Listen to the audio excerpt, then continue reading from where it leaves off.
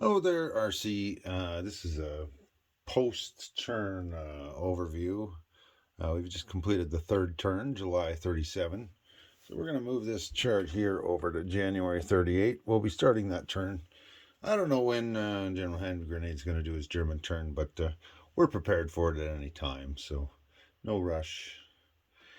So let's go over the income. So far, we haven't had any major increases of anything at all yet, except for the Germans have annexed their 3, bumping the British up 3 to 13, and the French up 3 to 9 from 6.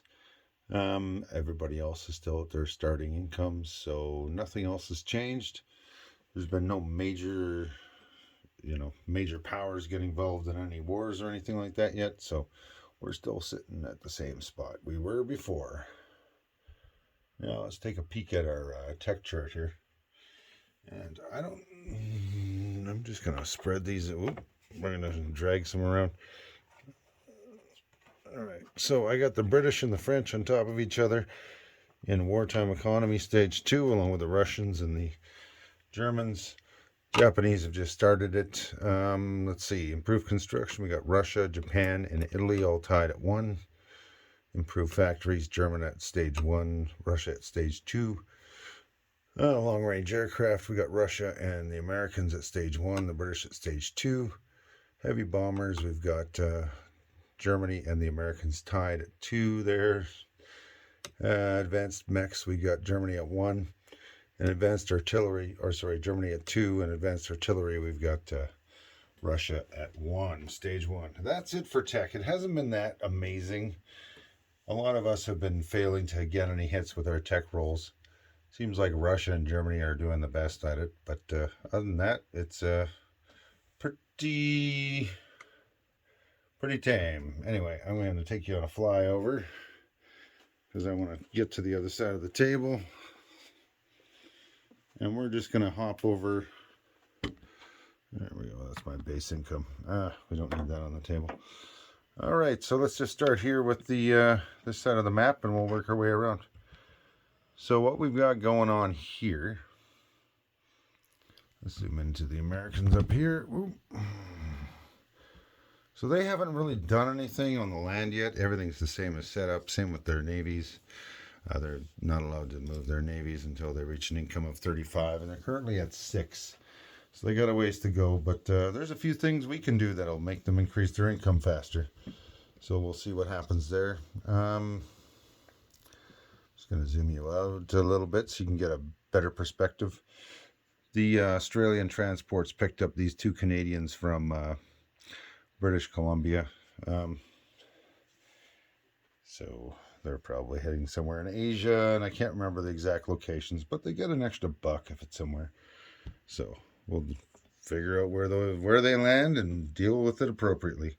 The Australians started a fortification here in Sydney, and they haven't actually really built anything else yet. So, and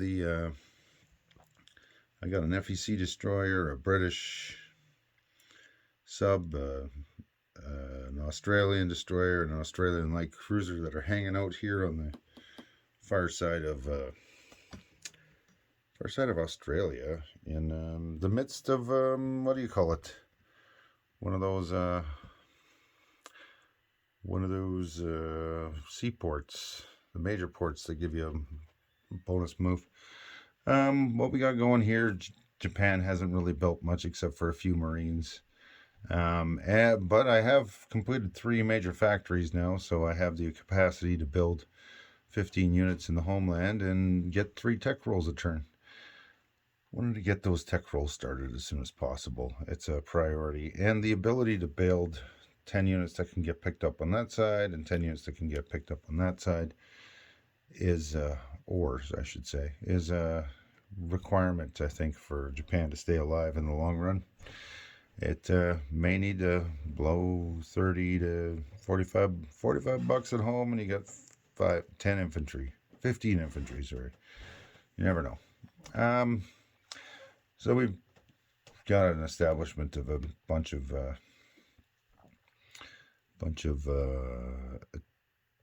Japanese units there together. These units are stuck at the airbase. And I have the option to scoop these guys up with transports. I'm not quite sure what I want to do yet, and I'm just staging up so that I'm prepared when I decide to pull the trigger on something, which I'm not quite there yet. Got a bunch of stuff stacked up here in Rihi as well. The KMT have just bought 4 militia on the coast here. I think they're anticipating. I would guess my moves here made them feel, hey, maybe we should protect ourselves. So that's what seems to be going on there. The opium trade is giving them a free buck, and so far there's been no interaction. Kind of, you know, I stayed out of China for 3 turns and built factories so that we could see how this China at war thing works out. But so far we've had no real success. CCP have been trying to align warlords, and they've been unsuccessful so far. Russia did break into Xinjiang, and they eliminated the warlord there because we're using that China at war expansion. That's a possibility that's open to them. And they've now created a minor power in Xinjiang. So I'm not sure what they're going to do, because there's options that Russia has here. They can, because we're not all playing together at the same time, some things might not be brought up. So with the YouTube war thing, we're a little more flexible on some of the rules. So there's a possibility that this could be given to the CCP, because Russia controls both, or it could stay a Russian minor power controlled by Russia. So we'll see what happens in China. That's an interesting turnaround, and that had to happen while this was a warlord and not aligned to CCP, so that has been successful. So we'll see what happens there. Other than that, there's been a bunch of moving around of boats and stuff by the British, but that's what you always expect to happen. They got so many pieces and places and stuff all over the place. I think they built a new colonial here. They moved this colonial, I think, from Fiji, and they've already built a fortification there, so they've upgraded some militia.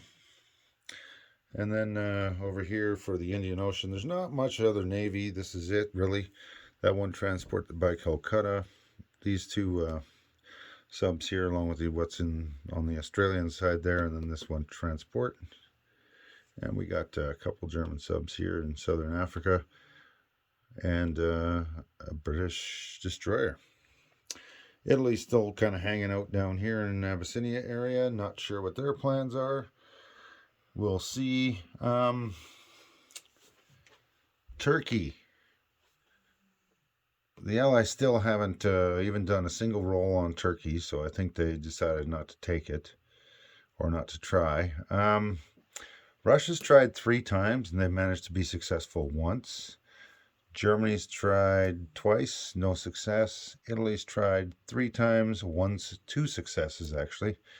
So they tried again this last turn and they didn't get it, but they also didn't grease the bank here, so they didn't give any extra money to Turkey. So we shall see what happens there. Otherwise, neutrals and whatever are going to get upgraded at the start of this turn, I believe. And we have this colonial expansion. We got another one here. The Italians bought an airborne that comes with a free transport. That's kind of cool. There's a bunch of interesting things that are in these expansions. The Italians also amalgamated their entire fleet here, and the French did, I think, last turn right next door. So the only French fleet that exists anywhere else is the 2 transports that seem to be dropping everybody off in northern Algeria. But the Gormiers unit here, this mountain unit, is wherever it sits will not go Vichy. So these guys are going to be permanently free French if they're together with that unit. So that seems to be what's going on. Germany's been busy annexing all 3, and I think they just completed their 3rd one. So there's not much really for Germany to do there anymore, except for build up its forces so that it can prepare for the inevitable onslaught of the massive allied economies later on in the game. Then, of course, they're spreading their subs around. They got another one off the coast of Portugal over here, so that shall be that. Britain's been doing a little bit of build-up, but there's been a lot of focus on the colonial expansion by everybody, because it's some cool units. Britain's really seriously built up this fleet here. The Med Fleet, most of the Indian Ocean Fleet, at least the bigger ships, the cruisers and carriers and battleships have come in here. We got all the big fleet that was in the Med has come out, and a bunch of fleet that was up there has come down. Really beefed up this fleet here, so we'll see what happens with that. Not sure exactly what the plan is, but like I said, it's pretty early. Let's see, Americans, their setup on this side is identical. They still have the same units they started the game with. They're still in the same locations. But I mean, they can't move their ships, so they can only move stuff around on the mainland. So I don't think anybody's going to attack a six income America unless we want them to jump up to 75. That would be kind of crazy. Now, the star of the show so far in this has been 2 locations, and I have not forgotten to mention it. Spain here, I believe that was won this turn. Now, I'm not sure exactly what units were taken and how. Oh no, I do remember. The city was surrounded, and then they took out the 2 militia and 2 fighters, the fighter and medium bomber that were in the city. It did not go amazingly well. It's your standard slog in mountains. But the nice thing was the city bonus was a -1 to all units because it was surrounded. So that was a positive for the Axis, and it's probably the reason we won it. All right, major things have been afoot over here. In this turn, I don't recall if the Germans lend-leased anything. I know I, as the Japanese, did not. But the Italians lend-leased an infantry here. The Americans lend-leased a transport. The French lend-leased a marine. And the Russians decided they wanted to get involved in this craziness. And they threw down an artillery. So we'll see how it goes on there. Rather interesting. And the fortification for Sydney is under construction here in phase 2. I mean, if they want to spend their $5, they can move it forward next turn or some other time. And the major losses that occurred here were in Spain. I already detailed that. Plus the boats were wiped off, and the nationalists already lost their boats, so that doesn't matter. And Russia just lost cavalry and took out 2 infantry and a militia in Xinjiang.